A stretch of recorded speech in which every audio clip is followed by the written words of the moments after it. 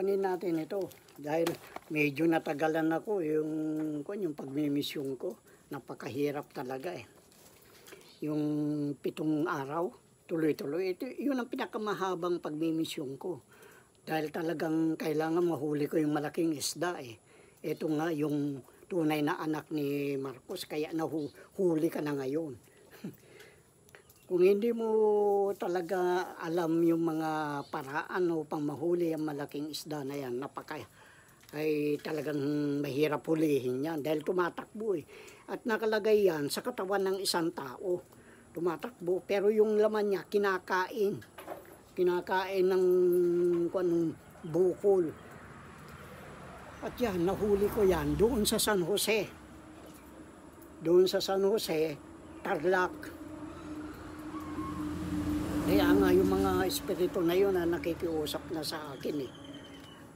Kaya nga yun ang pagbabago dyan. Kaya tinatawag nila akong spiritual wonder boy dahil puro mga espiritu nakalabang ko eh.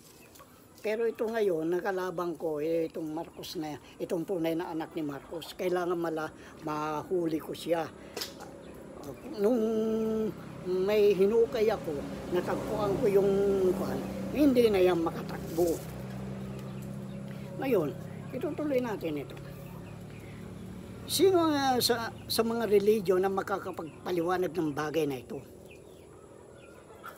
Ito'y tungkol sa larawan doon sa Daniel 2. Daniel 3. 12 yata yun. Ang kanyang ulo'y dalisay na ginto. Ang kanyang dibdib at bisig ay pilak. At ang kanyang tiyan at hita ay tanso. Ang kanyang binti ay bakal. Ang kanyang paa ay isang bahagi bakal at isang bahagi ay luto na putik. Yan, nakabatay sa ng piyera yan. Yung Ford Piera noon. Itong mga kabataan nito ngayon, mga hindi na nila na alam yan. Kasi nagpagawa si ng Ford Piera noon. Isang yan eh. Isang UV, utility vehicle yan. Pero napakatibay. Gawang Pinoy yan. Ang makina at saka yung mga differential transmission sa ibang lang. Yan ay pinamimigay ng mga ng panamin. Doon sa yan eh. Sa mga indigenous people. Ngayon, kung itutuloy natin, iyong tinitignan hanggang sa natibag ang isang bato. Hindi sa mga kamay tumama sa larawan, kundi sa kanyang mga paa at bakal paang bakal at putik na luto. At ang mga yung binasag. At ang batong tumama sa larawan ay naging malaking bundok at pinuno ang lupa. Ito nga yung sinasabi kong dolyar.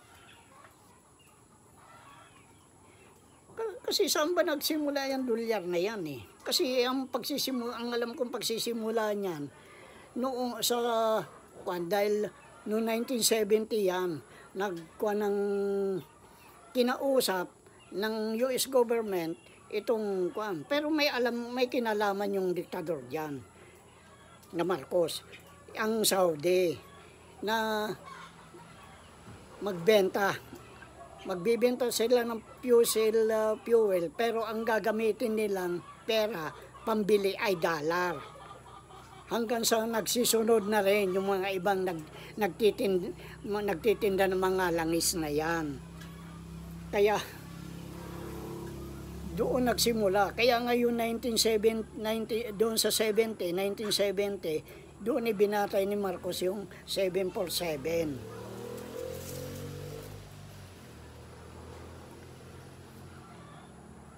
Naipaliwanag ko na yan noon sa mga nakaraang video. Ito nga yung tungkol sa piyera. Kaya yung piyera na yan, acronym lang yan. Ito ay Ferdinand Imelda Enrile Ramos at saka Aquino. Nagtataka kayo na naging kalaban nila si Aquino.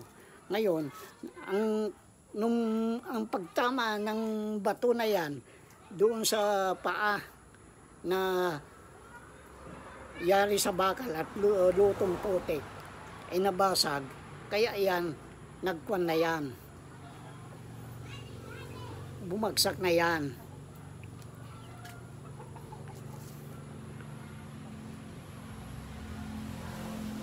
Ngayon,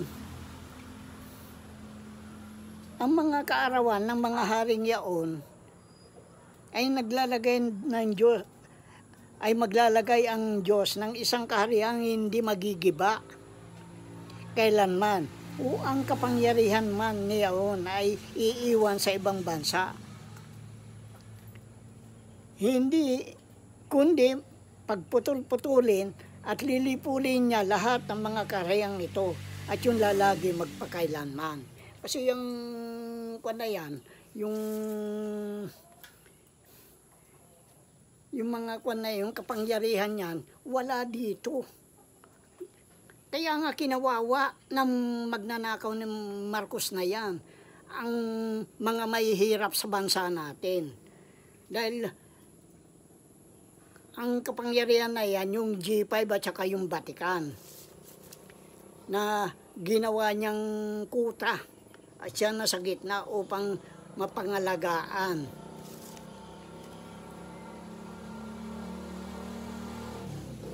Ang kaharian na itatayo ng Diyos ay yung kung doon sa bundok ng Sayon, na ang mamamahala dito ay yung mga nakasama kong Divino Verbo. Ito hindi kasama ito sa Spiritista Divino Verbo incorporada. Hindi incorporada ito. Sila mamamahala sa bundok ng Sion. Kaya lang, walang maruming bagay na makakaakyat doon at yung makikita mo doon sa awit 24, 3-6. At yung kwan naman yan, yung bato na, yung bato na tumama at naging malaking bundok, ay makikita mo sa Daniel 2:34 hanggang 35.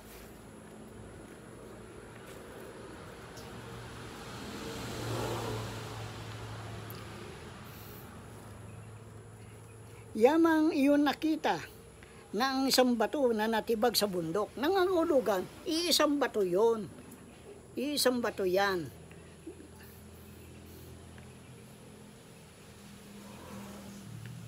Hindi ng mga kamay at pumutol ng mga bakal, tanso, putik, na pilak ng ginto, ipinaalam sa dakilang Diyos kung ano ang mangyayari sa haharapin. Ang panaginip yan na yan ay tunay.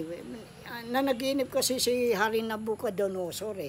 Kaya nga tinatawanan ako ni Otabid nung kunin ko yung Nabuco Dono, hindi ko alam. Sorry na lang. Tinatawanan niya ako doon. Ito yung makikita mo sa Daniel 2:43 hanggang 45. Yan. Kasi kung ano nangyari nung kwan na yan, yung nangyari ay mangyayari pa rin. At yung nagawa ay siya rin magagawa. Walang bagong bagay sa ilalim ng araw. Makikita mo yun sa Ecclesiastes 1-6. Ecclesiastes 1-9.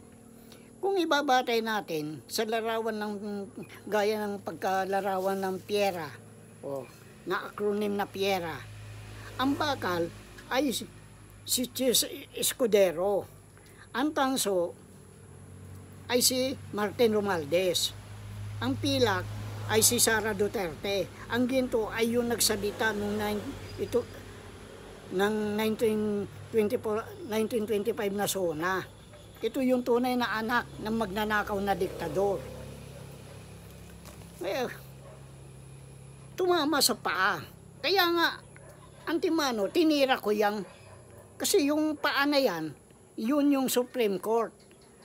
Na ang gumawa ng desisyon dyan ay si Leonel Marvin. Pagkatapos pinag-aralan, hindi na nila pinag-aralan, palibasa mga binayaran lang yan eh. Saan ba tayo dapat magsimula? Yan ang kuwan ko.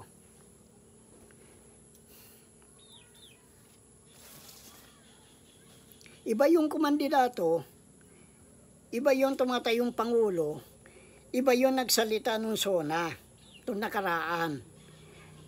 Ito yung tunay na anak ng magnanakaw na diktador. Pansinin ninyo maigi ang kanyang tainga. Kaya nga linalayo nila pinupokus nila, hindi nila may focus sa kwan yung tainga niya Kasi yung tainga niya may pagkaganon At nakasalamin upang maitago ang pagkawala ng eyebag. Ito talagang pinagpilitan ko itong kwan Mantakin mo 7 araw na walang pahinga. Na hindi, maski na isang saglit, hindi ko man lang nailatag ang likod ko sa higaan. Lagi nakaupo kung saan lumalarga. Kung minsan, maski na gabi, bumibiyahe sa araw ng tumatrabaho. Pero may kwan sino yung isinugod sa Sentok Hospital kamakailan lang kasi anak kwan ito Kaya kailangan i-switch na nila. Kaya nga si Lisa ay dinala yan sa Amerika. Pero ang totoo niyan, hindi lumalakad si Lisa na siya lang mag-isa dahil baka magwala yan Dahil yung kumandidato, yun ang tunay na asawa niya. Hindi Kung mapapansin mo yung pagsabay nila ng kumandida, yung tumayong pangulo, mapapansin mo, kung minsan bigla siyang ihiwalay, nasa red carpet sila.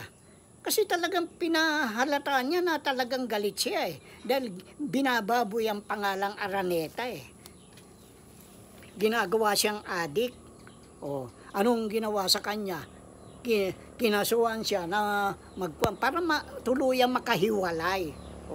Kasi yung pag-switch kung wari, itatago na nila si Lisa.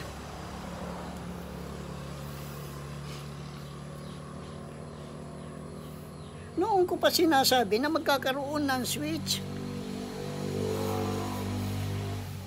Kaya lang, hindi ninyo kasi pinapansin yung mga sinasabi ko Yung kausap ni Trump ay yung tumayong pangulo. Hindi pa siya yung kwan dahil hindi naman niya pwedeng babuyin itong kwan itong tunay na anak ni Marcos Kaya yung kwan pa rin ang tumayong kwan, yun ang kausap niya. At yan, kasama yan sa pagmimisyon ko na mawalaan siya ng diwa. Kaya kung ano-ano na lang sinasabi, ipunin daw yung tubig para yung sa baha. Ipunin yung tubig pagbaha para may magamit sa tag-araw. Kalaking kalukuhan ito.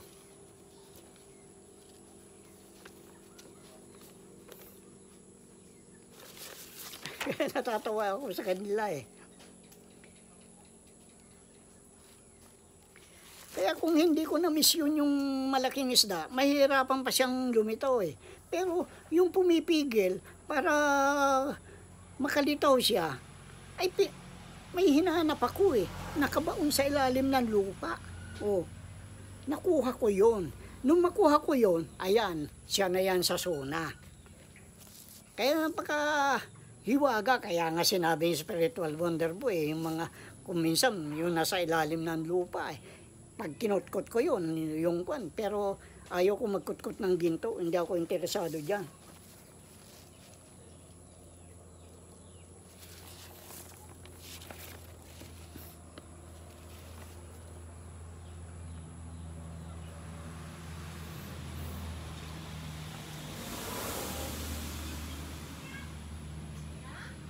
Ngayon, huli ka na.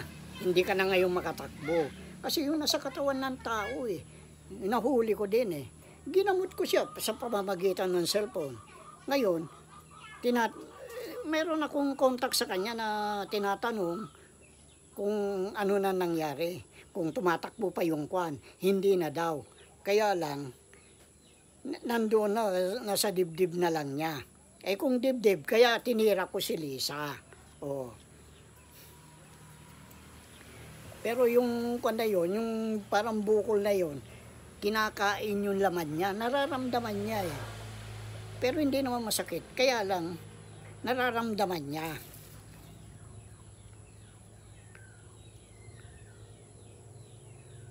Kaya huli ka na, kupal na anak ng magnanakaw na diktador. Sa wakas, napalitaw rin kita. Kasi yung pagmisyon ko sa Tarlac, talagang doon sa, nung napunta ako ng San Jose, napakahiwaga. Dahil, unang-una, doon pa lang sa terminal ng jeep, yung pilahan ng jeep. Dahil ako naunang naging pasaheros doon, tinanong ako ng driver. Di, sinabi ko, mayroon lang akong taong hahanapin. Hindi ko lang makakuha kaya, kasi matagal na ako.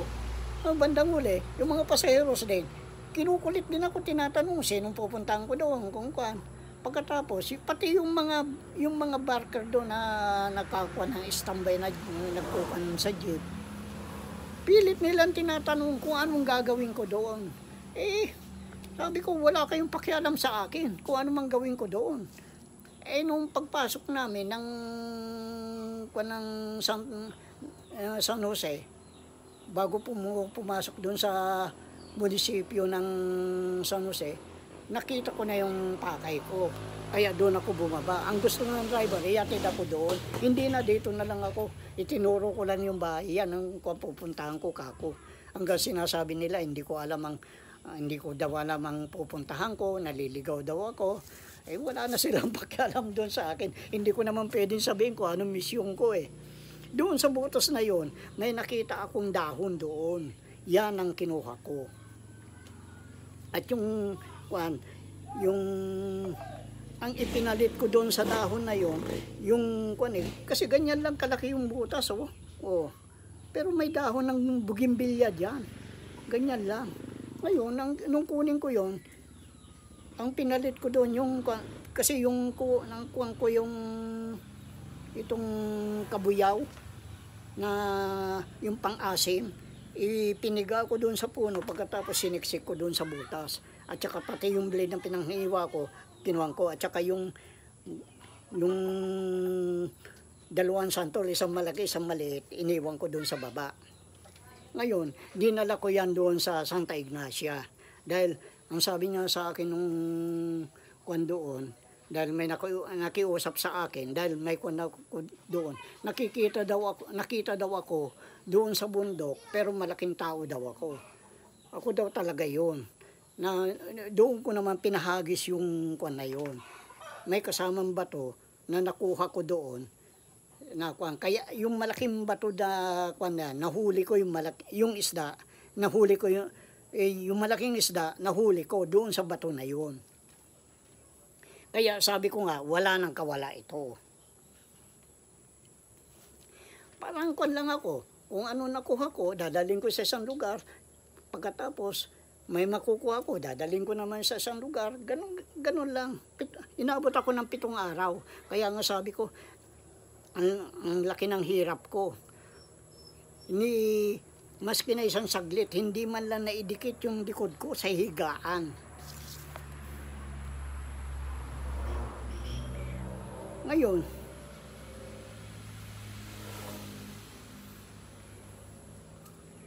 ang naging paraan doon ay yung nawalaan ng diwa, yung tumatayong pangulo.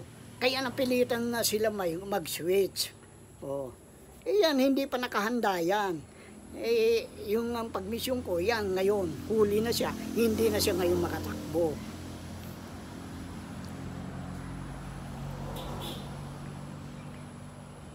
Kung hahamunin nyo magpa-drug test, itong nagsalita sa SUNA na sinasabi na ninyong presidente ngayon, ay masisira kayo. Sabi ko masisira kayo. Dahil yan, hindi gaano nag-drug yan.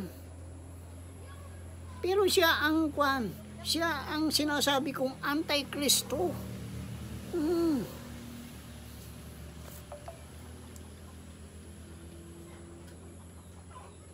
Dahil yan, nagtago yan sa kwan, dahil may kausap akong kwan, kakilala siya, madalas nga sila nag-uusap May kakilala ako na yan, naglagi yan sa Italy kasama yung Banjo Laurel, yung kapatid ni Doy Laurel na naging vice president nung panahon ni Cory. Paano masasabing kwan lang yan Linalaro lang tayo, nabubudol tayo sa mga politiko na yan.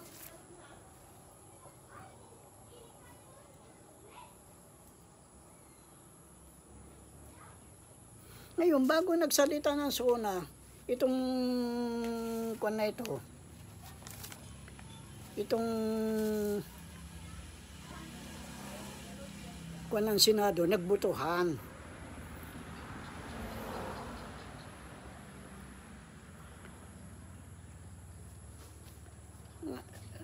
Yung pagbubutuhan nila niyan, kung sino ang magiging House Speaker.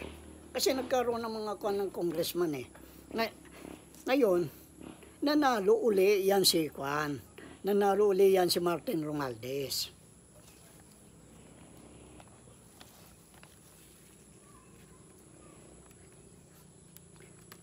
Bakit ganon? Isipin nyo bakit ganon?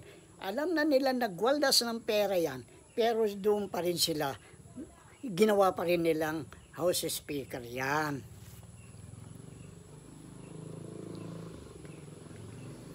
Ang dahilan, yung mga ninakaw nilang pera. Ganito kasi yan. Halos lahat ay nabibili ng pera. Kapangyarihan, katanyagan, kasikatan, maging pananahimik, pagnatapalan. Ganyan ang nangyari sa Supreme Court. Kaya diyan sila tinira ngayon. Pero yung kwan na yan, yung bato na yan, itong huli, ay nakabatay doon sa bolt number 88 RWRP. Ngayon, kung ilalagay mo yung dalawang A doon, magiging araw.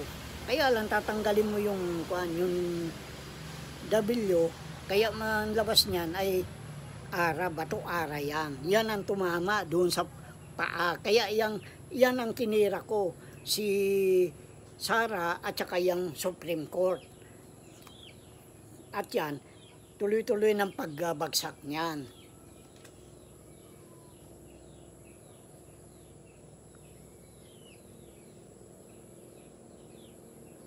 Kaya nga, yung ang sinabi ko, pati yung pananahimik, nabibili yan.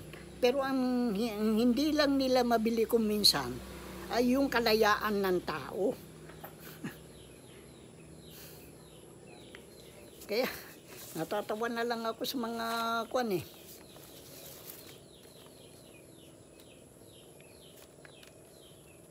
Ano ba ang tunay na pakay ng magnanakaw na diktador at nitang baloslos? Kasi may balak silang palitan. Palitan yung yung constitution natin. Kasi talagang gusto nila maangkin Maangkin yung magkakasabwat yan, US, China, at saka yung Marcos na yan. At gagawin nilang federalismo. Yan ang pakay nila dyan. Kaya, pag ganon, ang magiging prime minister dyan ay itong si House Speaker. Kasi mas mataas ang House Speaker kaysa sa Senate President. Maraming hindi alam itong mga na ito Yan ang hindi nila alam na mas makapangyarihan ang House Speaker kaysa Senate President. Hindi porke senador ka hindi, mas malakas ang kapangyarihan niya. Kaya nga sinasabi ko, yun tiyan at saka hita at tanso, samantala yung bakal ay si Escudero. Ngayon,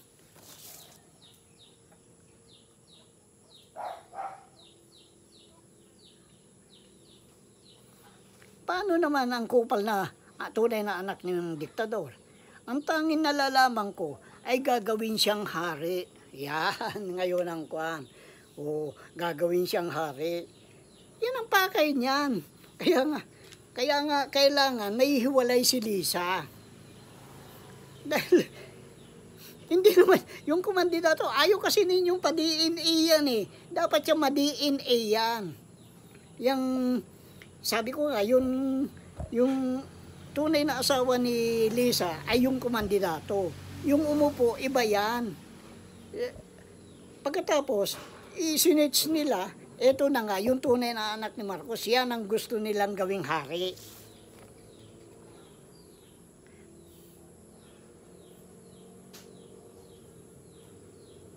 At ang tunay na pakay kasi ng US at saka China ay yung mga kayamanan, yung divine wealth. Kasi pinamamalitan na ni pinamamalitan na ni Trump na yung Gisara eh. Kaya anong tanungin siya doon sa Hague? Dahil nag-meeting doon yung mahigit na 200 na presidente at mga prime minister, wala siyang may sagot. Oh. Dahil yun ang pinapangako niya eh. Talagang bulahan ito eh.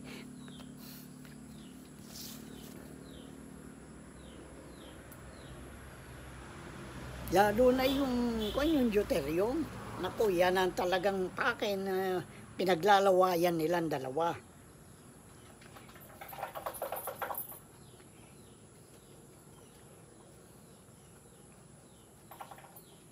Ngayon, kaya ko nga yung una kong tinira itong mga maestrado na ito dahil wala eh. Dahil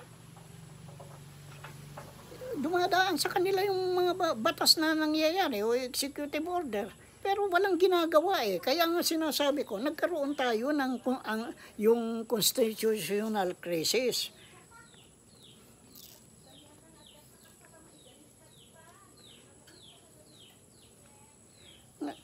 Kasi kung sino ang kumukontrol sa bayang banal, ay siyang kukontrol sa kakayahang magpagalaw ng mga kalakal at maging mga tao labas-pasok sa geographical region. Oh. Kaya napakahalaga ang Pilipinas. Kaya lang, nabababoy tayo eh. Madalas ko din sabihin sa inyo noon na ang Antikristo sa bayan banal magsisimula bagamat nagtago siya sa ibang lugar. Pero ngayon babalik siya dito. Diyan na ngayon maglalaban, hindi sa gera. Yung World War III na yan, hindi gera na yung bawat magkakaroon ng World War III, yung gera ng kwan, hindi. Labanan niya ng spiritual. Ako laman, nag-iisa lang naman ako nakikipaglaban para sa mahirap. Kaya ang labanan niyan, spiritual.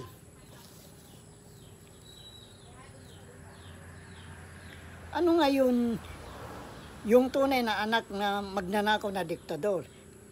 Ito yung ngayon yung sinabi niya sa sarili niya. Kaya nga sinasabi ko, yan ang Antikristo, yung 666. Sinabi niya sa kanyang sarili, ako'y sasampa sa langit at aking itataas ang aking luklukan. Mula naman sa shadow president ay naging hari naman siya ngayon. Sa itaas ng mga bituin ng Diyos at ako'y uupo sa bundok ng kapisanan, sa kadulo-duluhang bahagi ng hilagaan. Kaya nga, nagtayo na sila doon ng yung Malacanang of the North eh. Puta. Yan. Yan yung nasa Isaias 14:13 eh. Kaya napakabigat ang mga pangyayari.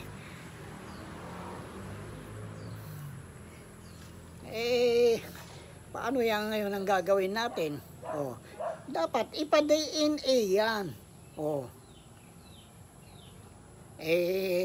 Total, hindi naman kwan na yan dahil nawalaan ng diwa yung kanya. Yun ang una kong na-mission bago itong 7 araw eh. Walain ng diwa nung nakaupong presidente eh. Oh. Kaya paano yan ngayon? Oh. Kaya nga, ito ngayon, yung sinasabi na nagsasabi na. Kasi yung kwan na yan, yung sinabi niya tungkol kay Escudero eh, mahikya ka. Iba eh. Tunong Italiano kasi nagtaguyang doon sa kwan eh. Kasama niya si Banjo Laurel na kwan eh. At saka yung si Escudero, hindi niya makwan eh, napupuna ng mga tao eh, yung mga pananalita niya eh. Pagkatapos yung mga blood control, wawalain daw ang korupsyon, numero 1 korupsyon, yung pinalitan niya eh. Oh. Kaya hindi na niya alam, nagkaroon na ng conflict yun. Yung kanilang yung PhilHealth. Kung talagang siya ang kwan, hindi niya sasabihin yan na wawalain ng korupsyon. Hindi kasi hindi dapat maging mapanuri kayo. Yun ang sinasabi ko. Dahil yan, iba talaga ang balak niya. Maging hari siya dito sa Pilipinas. Pagka ng federalismo, Prime Minister, siyempre, may tatayo ng hari. Yan ang hari ninyo, si Marcos. Ang pagkatapos, gagawin niya, sino ang kanyang reyna maniwantiwan? Si Queen Helen. Putang ina dyan. Puro kalukuhan, puro mga kwan. Kaya natawa ako eh. Nung kwan na yan, nung makuha ko yung pumipigil eh. Mataki mo, nakabaon sa lupa. Kutkutin ko yan. Hanggang 20. Kaya nga si Escudero yun. Hanggang 20, yung matibay na yan si Escudero. Lumalabas, marami na rin ninakaw. Kaya unti-unti na sila nalalantad eh. Aanuin natin ang kwan. Kasi ang uupo na hari, yung Infinito Diyos. Hindi ako. Yung Infinito Diyos. Yung nakasunod sa akin na sinasabi ko. Palalait sa akin itong putang ilang kwan na ito, Ladyman na ito eh. Natatawa lang ako eh. Nung ayaw kong pumayag na kwan sa kanila eh, binababoy na nila ako. Pagkatapos, gantihan ko, galit sila. Putang paano masasabing kaya nga divine wealth, banal. Yan ang inalagaan ko. At mo, mahigit na 20 taon ako nagtago para lang yan.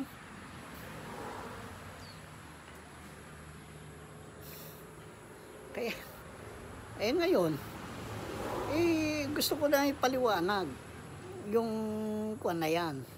Yung susunod, itong kwan, dahil yung pakikipagpanayam nitong dating Pangulo na kwan, kaya binababoy siya ni Trump. Kung yung tunay na anak ni Marcos, hindi niya kayang babuyin yun. Kaya niya binababoy ito upang lituhin tayo. Yan ang dahilan, lituhin tayo. Sige, yun ang sinasabi ko, dapat maging mapanuri kayo. Tignan ninyo yung tainga niya. At saka yung mukha niya, may mga pagbabago yan. Kaya nga sabi ko, bakit hindi natin pa-DNA yan? Para malaman natin. Lahat kasabwat kasi lalo na. Kaya nga, yan ang balak nilang gawin, federalismo.